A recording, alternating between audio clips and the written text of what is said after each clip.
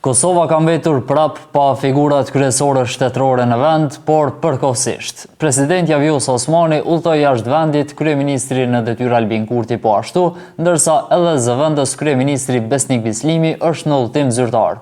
Në mungesë të tyre shteti mbetet praktikisht në duar të kryeparlamentarit Dimal Basha si zot shtëpie. Sipas protokollit, vizitat e liderëve shtetëror bashkërendohen në mënyrë që të mos jenë të tre njëkohësisht jashtë vendit. Osmani dhe Kurti gjenden në Davos, kurse Besnik Bislimi në Bruksel. Saktësisht neni 19 i ligjit për protokollin e shtetit e rregullon këtë situatë. Protokolli i shtetit parashes se vizitat e presidentit, kryeministrit dhe kryeparlamentarit duhet të bashkërendohen në mënyrë që të mos jenë të tre njëkohësisht jashtë vendit.